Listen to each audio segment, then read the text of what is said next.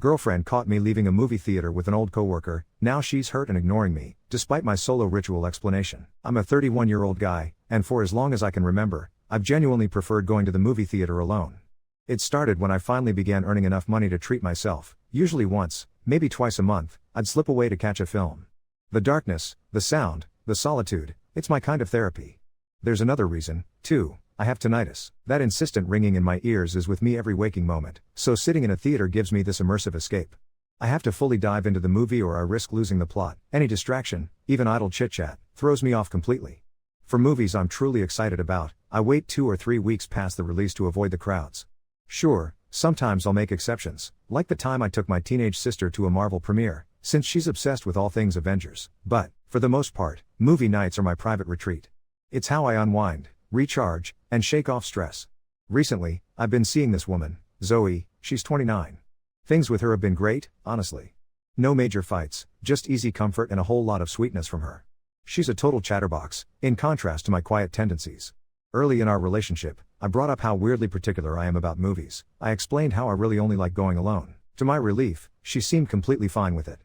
I still felt guilty from time to time, so I went out of my way to do things she loved. Brunches, hikes, helping her sew, binging her favorite shows when we hung out at her place.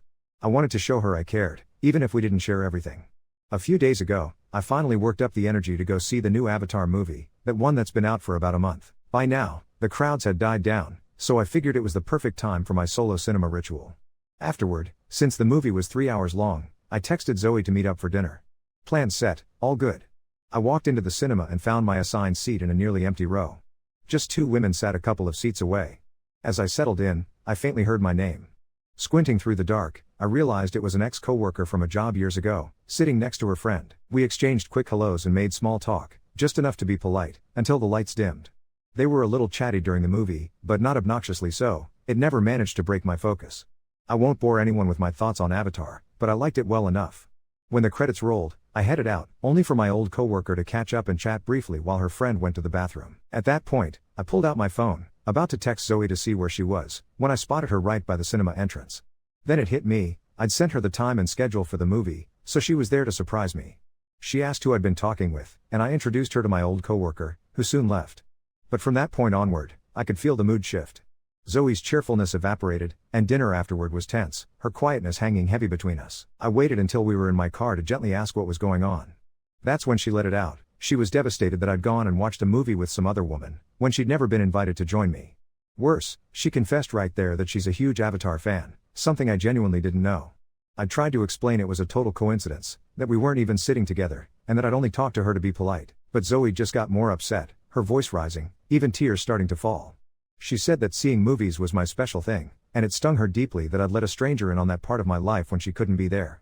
I kept trying to explain, to reassure her, but all she wanted was to be dropped off at her place. The whole ride there, she was silent, and after that night, she wouldn't respond to any of my texts, not a word in 4 days. Now I'm sitting here genuinely stumped. I don't think I did anything wrong, but this is my first serious relationship, and I've never been much of a dater. It's got me really wondering if my habit, protecting my solo movie ritual, is just selfish.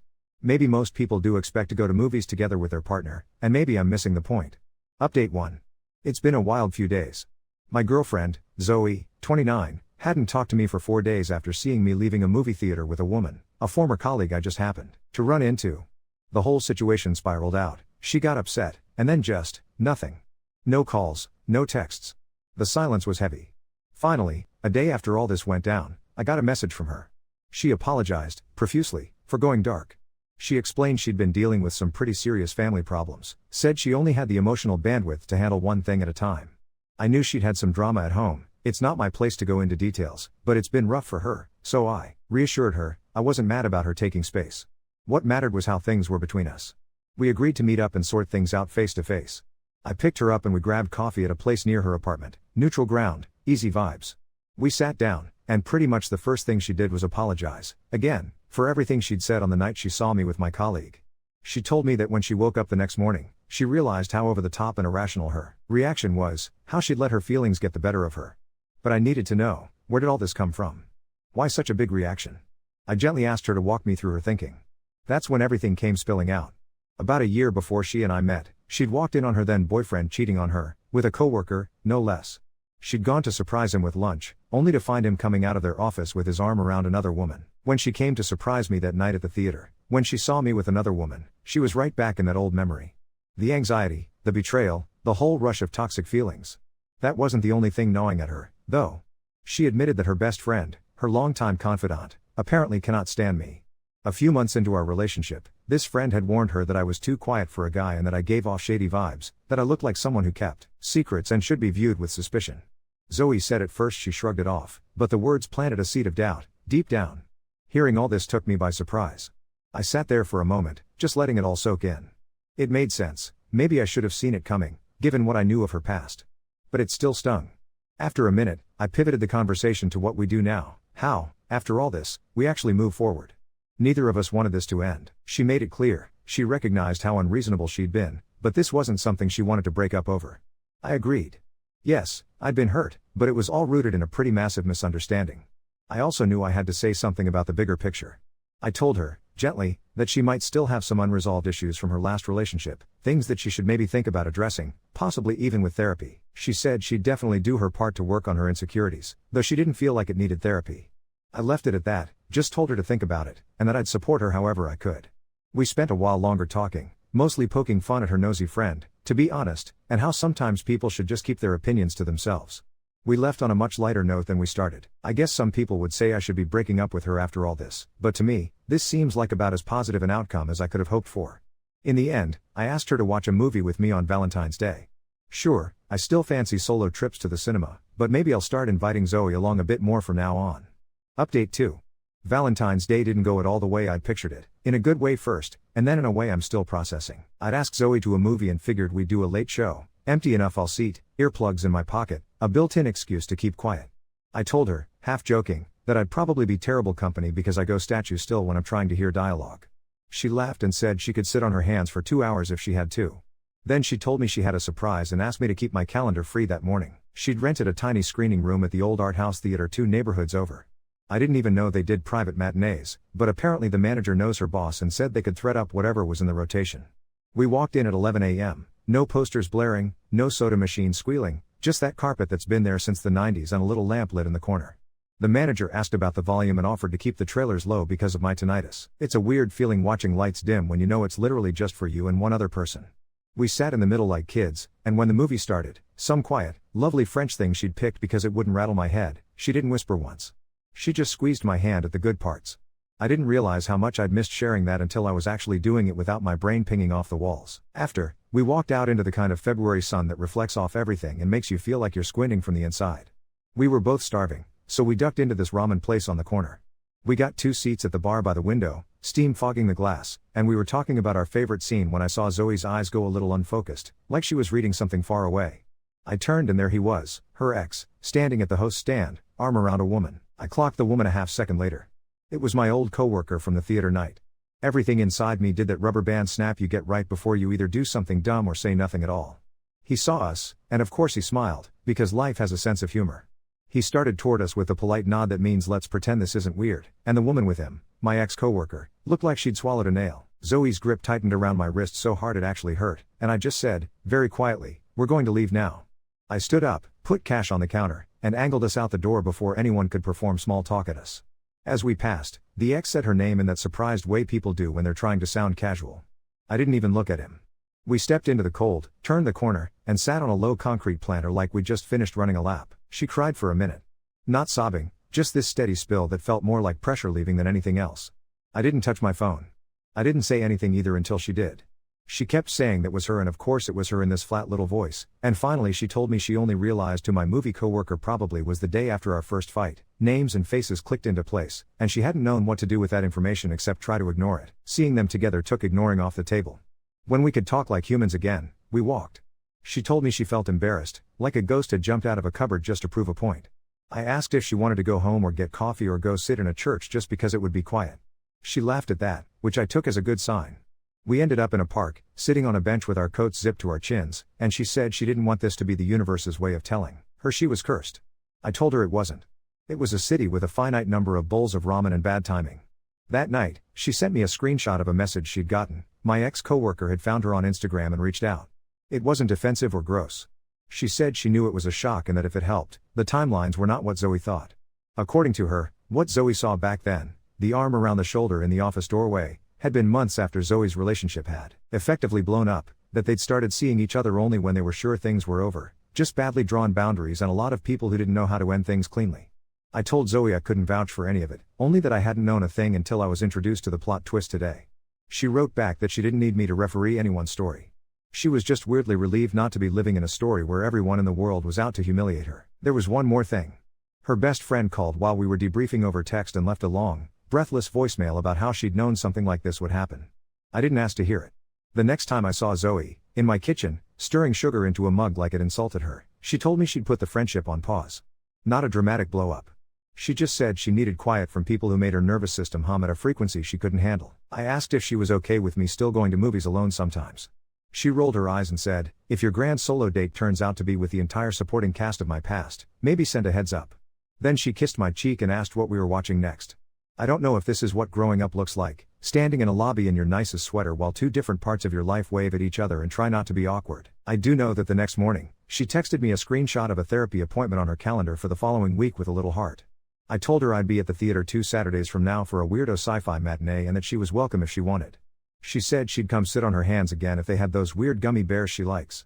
And for the first time in my life, the idea of an occupied seat next to me didn't make my shoulders tense. It felt a little like the warm patch of a cushion where someone else has been sitting, a reminder you're not the only person on the couch. Update 3. The weirdo sci-fi matinee ended up being exactly that, half a dozen people scattered like punctuation marks and a print so grainy it felt like someone had filmed outer space with a potato. Zoe showed up with those gummy bears she likes and 2 sets of earplugs she'd tucked into this tiny drawstring pouch she'd sewn out of a scrap of velvet. She made me pick seats.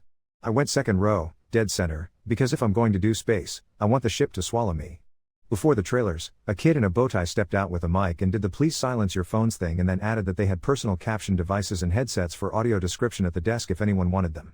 I'd seen those scroll screen contraptions before and always ignored them because I hate fiddling with gear in the dark, but the kid said they'd done a hardware refresh. Zoe leaned in like a conspirator and whispered, "For science," and somehow I found myself holding a little periscope on a gooseneck and a handset the size of a bar of soap. I'm not going to pretend it was perfect. Nothing in my head is ever perfect. But there was a small, clear joy in watching the dialogue float a few inches below my eye line while the ship creaked and moaned around us at a volume that didn't make my skull hum. It took the edge off the mental acrobatics I usually do to stay locked in. Zoe didn't talk once. She just ate exactly 3 gummy bears in the first act and slipped her palm under my hand in the second and then left it there like we'd installed a hand rest between us. After the credits, the bow-tie kid came back out and said the sound designer for the restoration was there doing a Q&A because life, apparently, is full of bonus scenes. A man with a salt and pepper beard and tortoiseshell glasses ambled up with a calm that made you want to hand him your stress like dry cleaning. People asked the usual questions about practical effects and whether space should be noisy. My heart did that dumb fast beat it does when I know I'm going to say something out loud in front of strangers, and I stood up. I said I had tinnitus, that theaters are usually my escape because the sound sits on top of the ringing, and I asked, probably more awkwardly than I think, how he thinks about dialogue intelligibility for people whose hearing is fine but whose brains won't shut up. He didn't go professor on me. He smiled like he recognized the exact flavor of what I was asking and said their mix engineer actually has tinnitus, too. He talked about leaving room in the mids, and how they try not to bury voices under score unless they're trying to make you feel lost on purpose. Then he said they had a little demo rig out front, a loaner from some accessibility nonprofit, a headrest with haptics and a personal mix feed, and if anyone wanted to see how it changes fatigue, the crew could set it up on one of the lobby benches. We were the first ones out there, because of course we were. They velcroed this foam crescent to a wooden bench and handed me a set of headphones that didn't seal like a vice. They queued up a clip with the ship's hum turned down and the voices lifted, and I leaned back so the cushion touched the bones at the base of my skull. For 2 minutes, the ringing didn't leave. It never leaves, but it slotted itself behind a wall like someone had put it in a pantry and shut the door. I didn't realize I'd been clenching my jaw until my molars stopped grinding. No miracle, no angels, just a tiny rearranging of furniture in a room I live in all the time. It was enough to make my eyes go pricky. Zoe saw it and did that thing where she pretends to look at a poster so I can have privacy in public. The manager from the art house, same one who dimmed the trailers for us on Valentine's, recognized us and wandered over. He said they'd been trying to pilot a quiet matinee series with captions and lower levels and no trailers that explode your cerebellum, and would I be okay if he emailed me for notes, since apparently I've turned into a person with a specialty? I said yes before my brain could talk me out of it. Zoe grinned like I'd just agreed to run for local office on a platform of no more noisy soda commercials. We got pho afterward because we have a superstition now about noodles and feelings. She told me she'd gone to her first therapy appointment that morning. She said the room had a rug with those geometric diamonds that make you think of ski slopes and a box of tissues that looked like a prop. She liked the therapist. There was something satisfyingly practical about the way she described her brain as a hay bale with old sparks living inside it, and how the trick wasn't to pretend the hay wasn't dry but to keep a bucket of water nearby. Then she asked me, very softly, if I'd be willing to come for the last 10 minutes of a session sometime, not to explain anything, just to choreograph what to do with each other when those sparks show up. I said yes. It felt like agreeing to learn a dance I didn't know I'd been doing with the wrong rhythm. 2 days later, the manager emailed like he said he would. He'd wrangled a slot on Sunday morning for the first quiet matinee and wanted to know if we'd come sit in and tell him what worked. We showed up at 10 a.m. in hoodies with coffee that tasted like corners. There were maybe 15 people, 2 older men fiddling with hearing aids, a teenager with a bright blue noise-canceling headset, a mom with a sleeping baby, a couple who walked in holding hands like it was their first date in 1979 and they were doing it again for luck. The house lights never went all the way down. The captions were on the screen like polite whispers. When the movie started, no one ate anything crunchy. I didn't realize how much my shoulders had learned to live an inch higher until they dropped. Halfway through, the teenager in the blue headset had a wobble, breathing too fast, the kind of tremor that makes the air around someone feel buzzy. I saw the mom with the baby look panicked because she didn't know if she should walk out and miss the quiet she'd carved out of her week or stay and hope he was okay. Zoe was up before I was. She didn't make a fuss. She crouched in the aisle near him and asked, in that nice flat voice you use with cats and shaken kids, if he wanted to sit with us or if he needed to count the exit signs. He pointed at the exit signs. She counted them with him, twice. He steadied. We stayed. I can't explain why that undid me more than bone conduction foam, but it did. There's something about watching the person you love be useful in a way that requires no applause. After the credits, the manager handed me a clipboard like he'd decided I was in charge of checkboxes now. I scribbled some thoughts, drop the pre-show ads entirely, make the captions a hair bigger, maybe put a sign on the door warning that the volume is low on purpose so people don't complain from habit. He asked if I wanted to introduce the next one since I'd asked the tinnitus question at the Q&A and people had nodded like bobbleheads. I told him I'm not exactly an MC guy. Zoe poked me in the ribs and said, you could stand in front of a room for 60 seconds without expiring, right? I said probably. The manager said that was the exact length of an intro. We shook hands like we'd made a pact in a school gym. On the way home, my phone buzzed with a message from an unknown number. It was my old coworker from the theater night. She said she'd heard through the grapevine, art house gossip travels faster than light, that I'd asked the tinnitus question and that the nonprofit who'd loaned the headrest was looking for volunteers to test some settings in exchange for bad coffee and good snacks. She apologized for the ramen collision and said if I wanted, she could pass along my email to the program lead and then she'd stay out of it. I sent the message to Zoe first with, "Are you okay with this?" And she replied with a thumbs up and I'm not living in cupboards anymore. So I said yes. If the price of possibly making my head less noisy is running into ghosts at the coat rack sometimes, I can live with that. Last night, I practiced my 60-second intro in my kitchen while Zoe sewed little velvet pouches for earplugs because she refuses to let me toss them loose in my jacket pocket like a barbarian. I talked to the fridge about volume levels and captions and how you're allowed to get up and move if your body needs to. She timed me with her phone and told me I sounded like a nervous NPR host. I took it as a compliment. When I got to the part about how this isn't about making movies less fun, it's about making them more possible, she looked up and said, "You realize you're turning your weird little ritual into a room other people can stand in." I don't know what to do with that sentence except carry it around for a while. 2 Saturdays from now, I'll stand in a lobby and say 60 seconds of things to a small room of people who have spent a lot of time pretending loud and bright is the only way to enjoy something. Zoe will probably sit 2 rows back with a fistful of gummy bears and her hands under her legs. And if a stranger takes the seat next to me, I think I'll be okay. The ringing will still be there. The seat won't be empty. Both can be true at the same time, and for the first time, that doesn't feel like a loss. It feels like a bench in a quiet lobby with a foam crescent pressed gently against the back of your skull and somebody you love pretending to read a poster so you can take a breath. Update 4. I did my 60 seconds. It felt like standing at the edge of a pool deciding whether to walk in like a dignified adult or cannonball. The lobby smelled like warm dust and citrus cleaner, and the projector had that soft mechanical breath you only hear when your ears are looking for something to anchor to. I held the little stack of programs they give you when they want your hands to appear somewhere useful. Zoe sat 2 rows back with contraband gummy bears, knees tucked up, the kind of quiet posture you use when you're trying to make your presence a permission slip. I talked about volume like it was weather. I said if you needed to get up, the world would not end, and if you needed captions, they were not a confession. My voice did that thin thing microphones catch and magnify, but it didn't crack.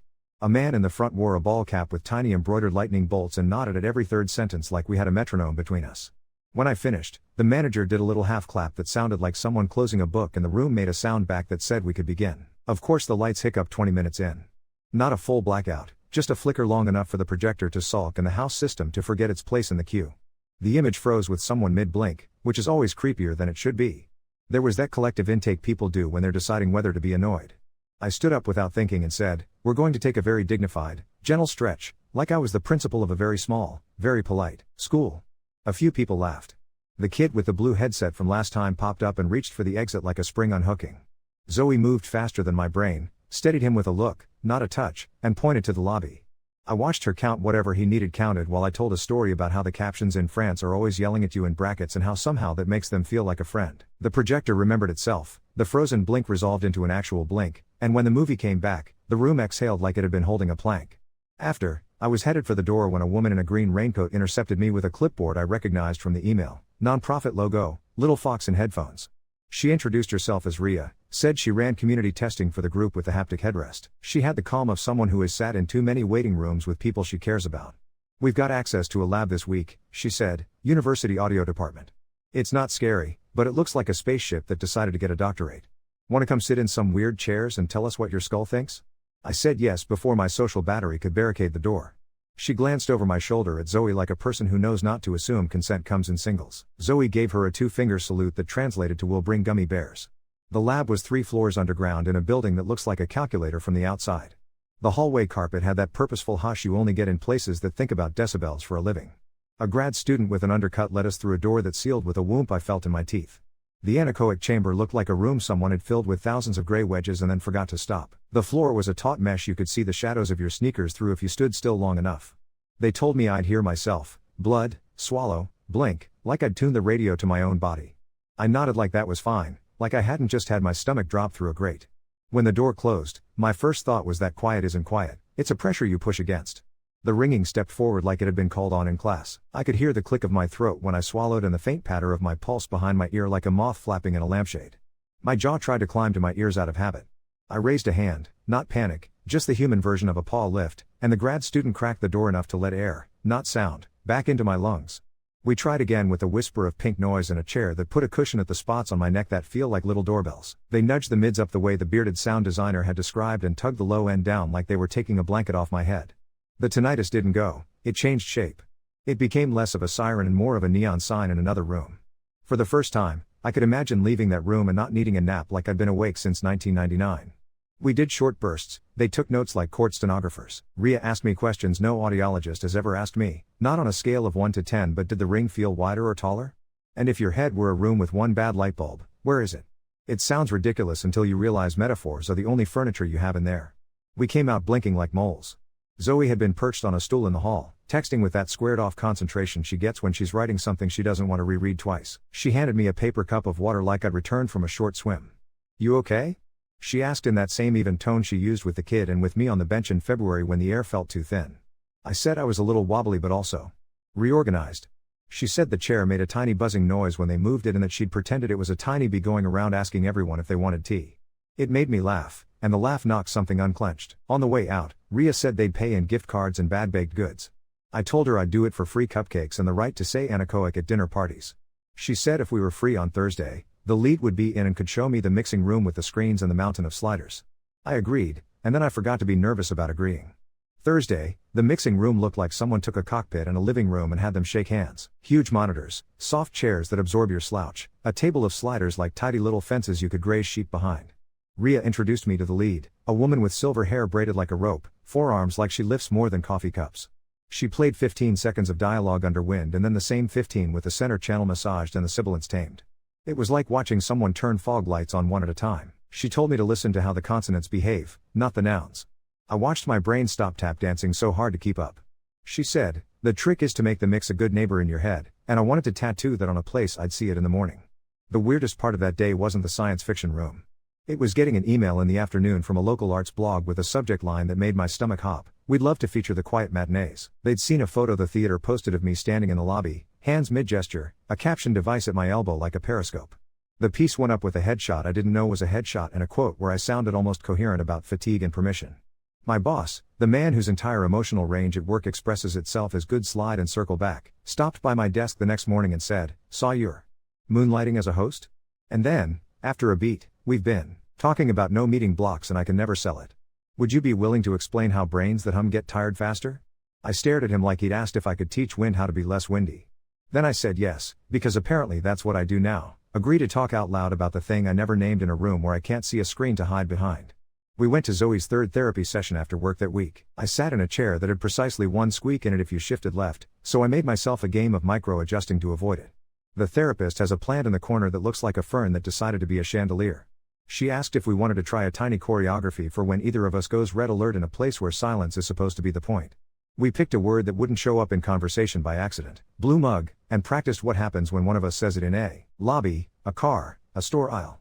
The rule is simple. No questioning for 90 seconds, no justifying, just 3 things. You plant your feet, you count something with the other person that is definitely, boringly there, and then you point at something red because red is easier to find than breath.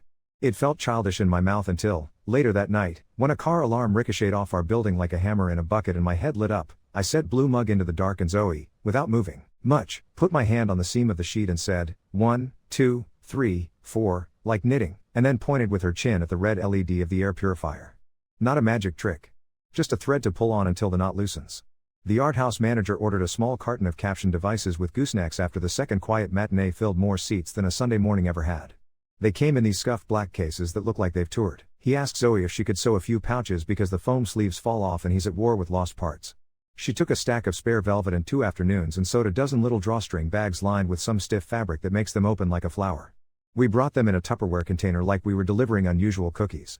People reached for them like they were a known sweetness. An older man with a lightning bolt hat tucked his wedding ring in one before the film, held it like a worry stone, then slid it back on after the credits and patted the pouch with his fingertips. I don't know what story lived there, I only know softness helps. I did my office thing the following Tuesday.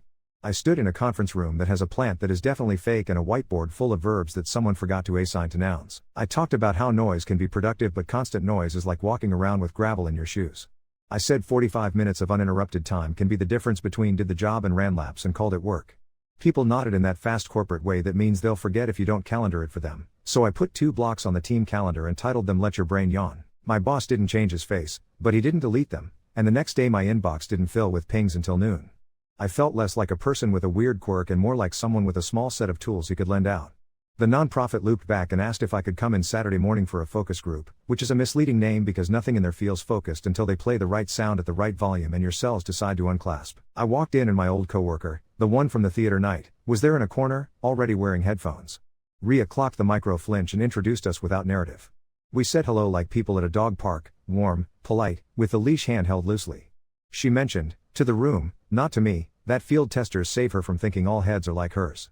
Zoe texted me a thumbs up from the thrift store down the block where she was hunting for buttons that feel like pebbles. Later, my ex-coworker passed me a plate of store brownies and said, "Lo, I'm glad you're doing this," like I'd built something competent in a shared kitchen. I said, equally low, "Me too," and that was all. That afternoon, the manager hung a tiny sign under the box office window that said Quiet Matinee, hosted by, my actual name, with a little set of musical notes that might have been clip art from 2002. I stood in front of it and took a picture I immediately pretended I hadn't taken. Zoe came in from the cold, pressed her cold wrist to my neck like she does for fun, and then kissed the corner of my mouth as if to affix the sign to my face. We took one of the loaner haptic headrests home for the weekend because Rhea wanted to know what a couch sounds like when you're not trying to be polite about your posture. We rigged it to the top of our thrift store sofa with 2 scarves and Faith. We watched a documentary with a narrator who sounded like he could assemble a birdhouse without instructions. I didn't make it 20 minutes without falling into that safe, heavy doze I only ever get on vacation or after swimming. When I woke up, Zoe was darning socks, tiny patient movements, thread going in and out like a small tide. The apartment had its own sound mix, radiator ticking, upstairs neighbor stepping, a bus taking a breath at the corner. The ring was there, like always, but it wasn't driving. It had been taped to the passenger seat with a blunted piece of painter's tape. Sunday, after the matinee, a dad with a boy who looked like a younger version of the blue headset teen came up and asked me how to explain to elementary school that the school play didn't have to be loud to be good. I said I didn't know if schools answered to the laws of physics, but he could start by moving the speakers lower and not cranking the applause. Music like a threat. He said, "You make it sound so fixable." I said, "Some of it is." He thanked me like I'd lent him a book. Walking home, Zoe said softly, "You know your 60 seconds grew legs, right?" I told her it feels more like my 60 seconds put a chair in a hallway and people sat down for a minute. She said that counts. That night, as we were doing nothing in the virtuous way, laundry tumbling like soft rocks, I got a text from the theater manager. "Random idea," it said. "End of month, we're screening a 16mm print of this old sci-fi short. Projector's temperamental. Want to see the booth?" The last time I was behind a projector was never. We went after closing. The booth was warmer than I imagined and smelled like ozone and that tang of heated metal. The projector purred like a cat with a chest cold. The projectionist, a woman with a flashlight clipped to her shirt, showed me how to thread film through the maze of rollers and gates like you were lacing a boot, for a very particular foot. I didn't touch anything important. I held the tail of the leader while she spliced. She showed me a splice that had been fixed 4 times and looked like scar tissue. The hum filled the room with a noise that doesn't ask for permission. It felt good to stand next to a machine built for one spectacular job and know that, at least for a few minutes, I was part of its intention. On the way down the stairs, Zoe squeezed my shoulder and said, "Blue mug," not because she needed it, but because she wanted to hear it echo a little in a place where people have watched light turn into stories for 100 years. I said, "Blue mug," back, and we both found the red exit sign and counted the floor tiles, and when we hit the door the air outside felt like the quiet you earn, not the kind that chases you. Next weekend I'll stand in that lobby again, do my minute, remind people they can move their bodies without apology. Maybe the projector will hiccup and we'll count the exit signs together. Maybe no one will need anything from me, and I'll eat exactly 3 gummy bears in the first act and listen to voices that someone mixed to be good neighbors in our heads. The ringing won't leave. The seat next to me won't be empty. The room will keep making space anyway. And I'll keep bringing a chair.